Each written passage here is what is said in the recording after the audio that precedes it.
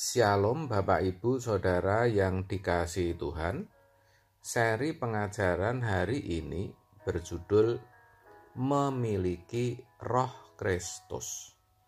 Saudara, kalau kita teliti membaca Alkitab, kita akan temukan beberapa macam roh. Tidak hanya Roh Allah, Roh Kudus, Roh Kristus, tetapi juga roh manusia, roh-roh jahat, roh setan. Di sini yang kita akan bicarakan adalah Roh Kristus. Saya mau sampaikan kepada saudara betapa pentingnya orang percaya memiliki Roh Kristus. Kenapa? Nah, kita baca Roma 8 ayat 9. Tetapi kamu tidak hidup dalam daging, melainkan dalam roh. Jika memang roh Allah diam di dalam kamu. Tetapi jika orang tidak memiliki Roh Kristus, ia bukan milik Kristus. Dari ayat ini disiratkan ketika seseorang memiliki Roh Kristus, ia tidak akan hidup dalam daging. Artinya, bisa menguasai seluruh tubuhnya, sehingga dirinya ada dalam pimpinan Roh Kudus. Setiap perasaan, pikiran, perkataan, perbuatan ada dalam kendali Roh Kudus. Hidup orang seperti ini pasti berkenan kepada Bapa. Dan perhatikan, orang-orang seperti inilah yang menjadi milik Kristus. Jadi, bukan setiap orang percaya. Itu juga berarti akan menerima janji-janji Allah dan akan dimuliakan bersama-sama Dia. Seperti dituliskan dalam ayat di bawahnya, yaitu dalam Roma 8 ayat 17. Juga orang yang seperti itu kelak akan makan dan minum sehidangan dengan Kristus dan memerintah bersama-sama dengan Dia. Lukas 22 ayat 30. Jadi, betapa pentingnya untuk memiliki Roh Kristus. Roh Kristus itu berbeda dengan Roh Kudus. Tetapi baik Roh Kristus dalam arti roh yang ada di dalam diri yang mulia Tuhan Yesus Kristus ataupun Roh Kudus, keduanya berasal dari Roh Bapa. Ya, saudara, karena semua roh yang ada juga berasal dari Bapa. Ingat, Alkitab sendiri yang mengatakan demikian.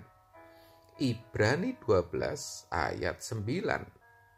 Selanjutnya, dari ayah kita yang sebenarnya kita beroleh ganjaran dan mereka kita hormati. Kalau demikian, bukankah kita harus lebih taat kepada Bapa segala roh supaya kita boleh hidup? Kalau dikatakan Bapa segala roh, itu berarti segala roh berasal dari Bapa. Karena Bapa dalam hal ini, Allah Bapa adalah roh adanya dari kekal sampai kekal. Roh Kudus pun adalah roh Bapa, yang artinya roh yang keluar dari Bapa.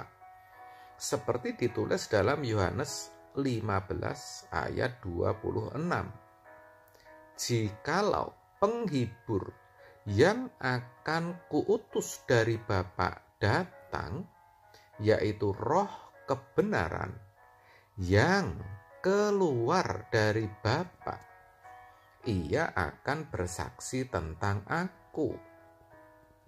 Roh kebenaran yang dimaksud di sini tidak lain, tidak bukan adalah Roh Kudus.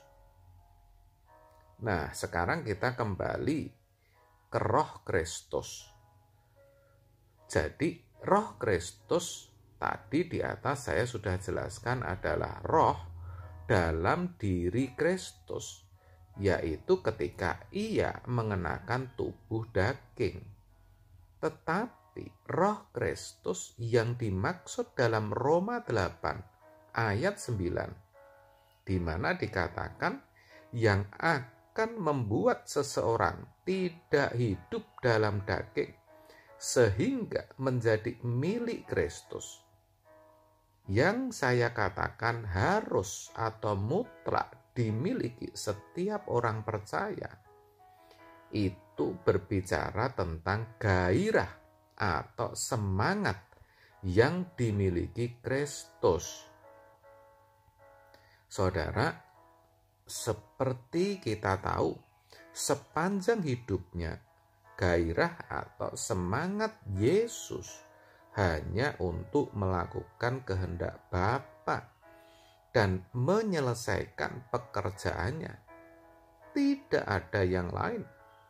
Walaupun ia harus mengalami berbagai penderitaan dan sengsara, bahkan harus mati di kayu salib.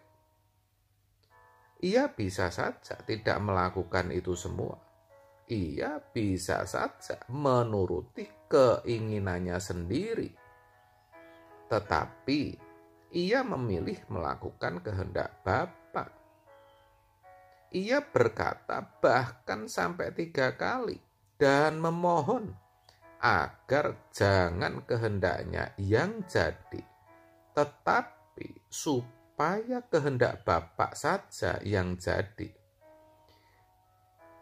Kristus memiliki ketaatan yang sempurna.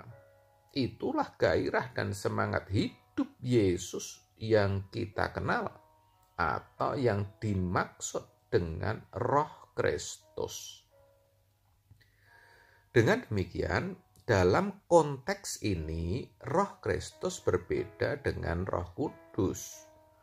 Roh Kristus sekali lagi bicara tentang gairah atau semangat untuk melakukan kehendak Bapa atau untuk hidup dalam roh. Jadi, kalau semangat atau gairah ini kita kobarkan dalam hidup kita pasti akan menggebu-gebu untuk mematikan kedagingan kita. Kita pasti akan berjuang untuk mengurangi sampai bisa mematikan hal-hal duniawi yang masih ada dalam diri kita. Dan kalau itu terus kita lakukan tanpa sadar, sebenarnya kita sedang memberi diri kita dipimpin oleh Roh Kudus. Hidup seperti itulah yang akhirnya akan membawa kita menjadi milik Kristus. Dengan kata lain, agar kita bisa menjadi milik Kristus, kita harus memiliki rohnya dalam pengertian gairah atau semangatnya. Amin. Tuhan Yesus memberkati.